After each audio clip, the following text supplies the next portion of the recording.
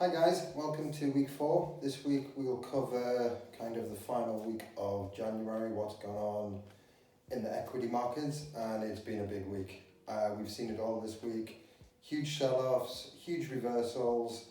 My job's going to be to kind of try and explain the economic background as to what's going on, and obviously Andrea's here again to talk everybody through equities for not just this week but also next week.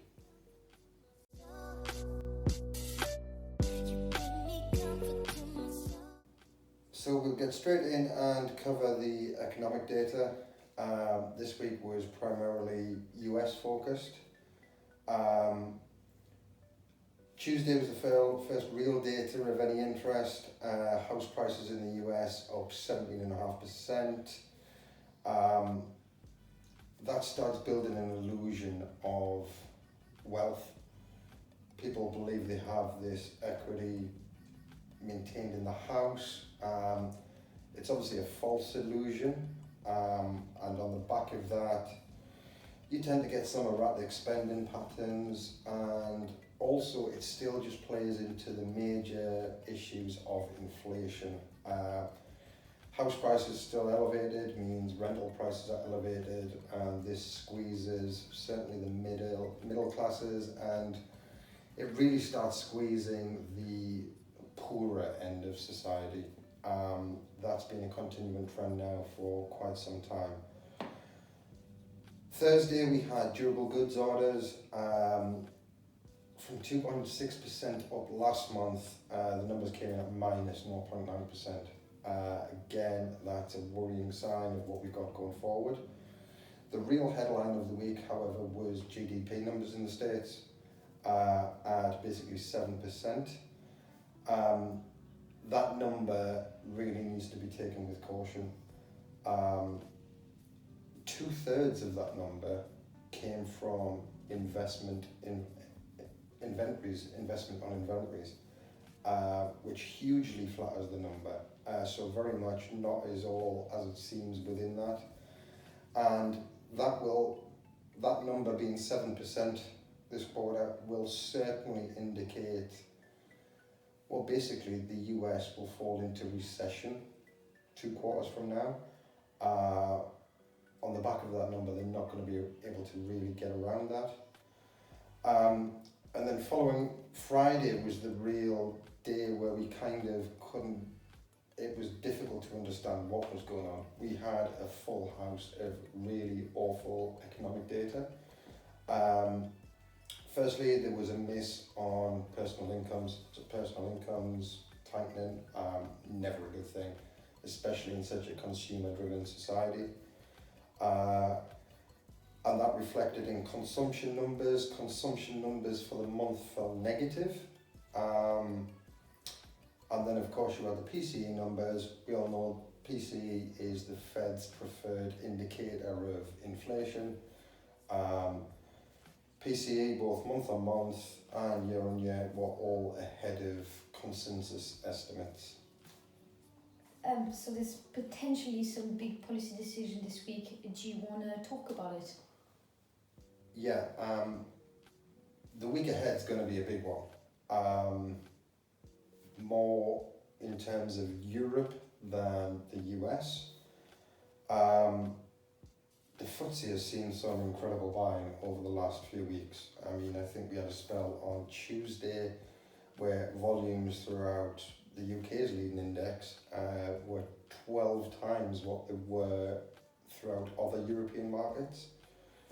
So of course now all eyes will turn to the Bank of England rate decision coming this week. It's interesting that towards the end of last year, PwC produced a report and they highlighted 4 risks to the UK economy. 2 of them risks are very relevant right now. That is conscious consumerism. We kind of saw a spell where, or we anticipated a spell where consumer buy-in would be very sustainable and it would be concentrated on well-being. Obviously on the back of a COVID reopening, people were just in full swing of we want to buy, and we'll buy anything. But as we've highlighted in the last couple of weeks, people have been buying on the back of borrowing. It's never good. To borrow money to then spend and not spend in a sustainable way is a huge concern.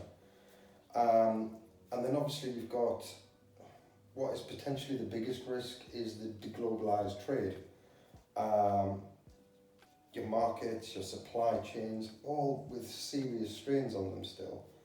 The UK is not quite as exposed as Europe is at this point. I mean, we've got European Producer Price Index data next week. We've got them forecasts at producer prices up 27% year on year. A huge move. The UK seems to be a little bit below that at the moment, but that's very much the path of where we could potentially go. I think a little mention also to smaller economies. Smaller economies can't withstand so much pressures, economic pressures. And I think just this week, South Africa pushed their repo rate to 4%. And I think that's going to be a trend we'll see with the Bank of England rate decisions this week. We're very much prepared at this point that interest rates in the UK will go, it'll be the second rate in kind of a couple of rate increase in a couple of months. We do see that going to 0.5%, which will be it'll be a bit more forceful and a bit more meaningful than the last rate increase.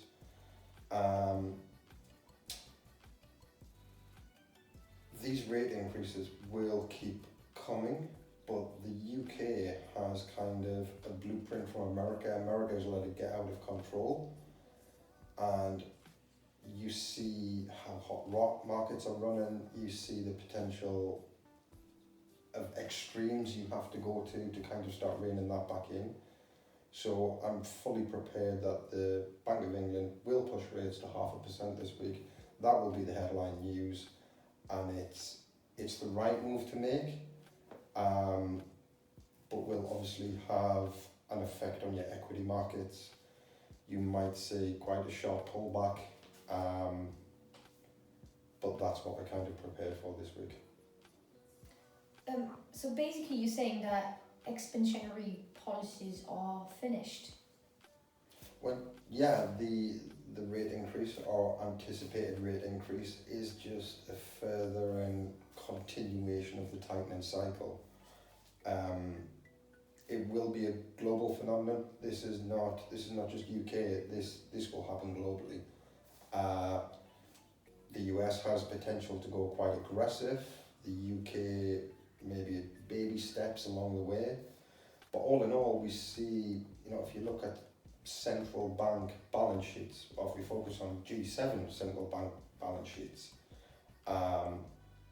there will be a real shrinking of balance sheets throughout 2022. By the time 2022 is in the history books, we will see net asset purchases falling from 3 trillion to around 330 billion. And obviously the pressure and the downward pressure on equity markets due to that will be quite prolonged.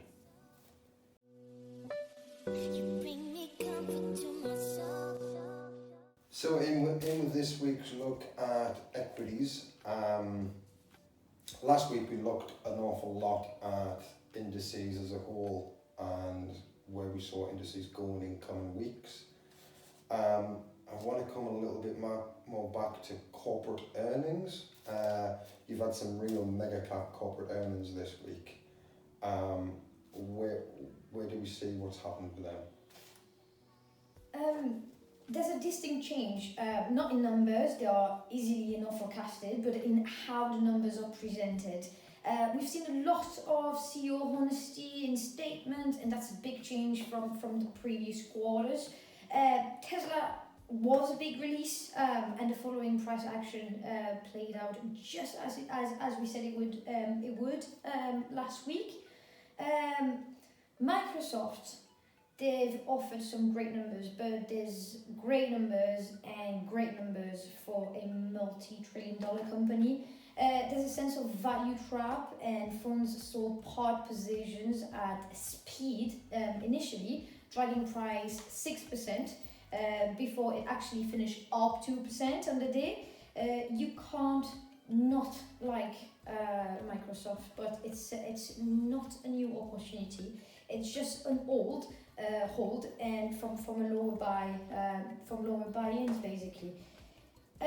Now Apple. Apple is another and was another mega cap release and with impressive numbers. The numbers were well received by markets, but CEO comments were less than a beat, and we agree about slowing growth. We've got Q2 net income at only 23 billion and reducing to 20 billion on third quarter. In the same way, we've told everyone Disney would come back to our buy target. Apple will do the same at around 140. So we'll have a little look at a company which isn't really mentioned a lot. There's never really a big fuss over it. It just goes about its general business. That's the Walgreens Boots Alliance. Walgreens is putting Boots up for sale. Do you want to talk me through that a little bit? Yeah, Boots is a great business, as is Walgreens. It's interesting in they may sell, but an IPO of Boots is also on the table. Prelim info is out. You've got Bain, CVC, Advent, and KKR will be the front runners at around 9.6 billion. Either route, it looks good for Walgreens anyway. Market cap at 43 billion. That's cheap metrics. Easily have it at 49 billion, and it's actually a great defensive stock right now. Yeah, I'm not sure an IPO would be the route. IPOs have been a bloodbath for the last 12 months now. And one of our favourite long-term positions has been kind of caught in the crossfire of the disaster that has been IPOs. Let's talk everyone through some IPOs and touch on Wise. Right, so you've got most IPOs floated 40 to 50% ahead of where shares were being traded pre-IPO. Retailers are blindly buying new IPO on margin, and they give funds an early opportunity to get out, which they are rightly took. These IPOs, they're hugely exposed to broader market and downturns, triggering margin calls. Most 2021 IPOs are now actually trading 60% down on previous highs, and you've got funds that still have very little interest in them. I know you've talked about Wise, which is, by the way, unfairly suffering, but there's a difference, okay? Retailers, they've been caught out on asset price declines, but the thing is, funds keep buying. They've increased their holding by 2%, and that's on January alone, and it's now actually 44% institutionally held. They are a genuine market leader. There's actually not a single forecasted metric that not to like. The downside has been touched, I think, and unexpected. It wasn't expected, but it's a 6 billion company, and with debt free, most of all, $1 billion of free cash. So it will prove to be an exceptional bargain. I think we should revisit something that we've brought up in the first couple of weeks, or just very slightly touched upon. And I can just see it rearing its head again this week, and it's not a good thing. And I think we should revisit Evergrande. It's always in the back of our mind. When does this all blow up? Okay, you might see updates this week. It might be not for another quarter. Chinese authorities are actually considering dismantling the debt-loaded developer. You've got an open disposal policy that would be lengthy and fraught with risks. But an investor will definitely suffer losses that will go around the globe. If actually Evergrande creeps into headlines, traders will run for cover, and it is coming. Okay, so let's finish off the week staying within the UK. It's going to be a busy few weeks for us. Well, the next 3 weeks are going to be really busy. We'll take the next 3 weeks as a lot of buying and selling within the UK equities markets. So we're just going to end by quickly running through, kind of picking out a few FTSE 100 companies, and it's a quick upgrade, downgrade, neutral position. We'll rattle off a bunch of companies and tell everybody where our stance on them companies is going to be over the next 2-3 weeks. Right, give me the list of companies, John. Okay, let's start with BT. Upgrade. What about Flutter? Upgrade. I agree, I really like them. Taylor Wimpey. Downgrade. Tesco. Neutral. Barclays. Downgrade. HSBC. Downgrade. They go hand in hand. Persimmon. Downgrade. BP. Neutral. I can see the hesitancy there because you know I'm very much against you on that. I would be in the downgrade camp there. Shell. Upgrade. And that's probably the first time we've had any difference on BP and Shell in quite some time. Yep. Meggitt. Upgrade. Land Securities. Downgrade. I think they're about to suffer and suffer quite a lot. Yep. Severn Trent. Upgrade. Totally agree, and we've actually already moved early on Severn Trent. Diageo. Downgrade. GSK. Upgrade. Compass. Downgrade. Unilever. Upgrade. And let's finish things off with 3i. Neutral. Well, as always, thank you for watching. We obviously hope it's been useful once again. Keep in touch with us, like, subscribe, whatever you guys do. We'll be back next week. We are keeping an eye on the comments that come through across the various platforms, and we're kind of building a collection of them comments and things that people want us to address, and we'll combine them together at a future date. Good luck, wishing everyone a happy week.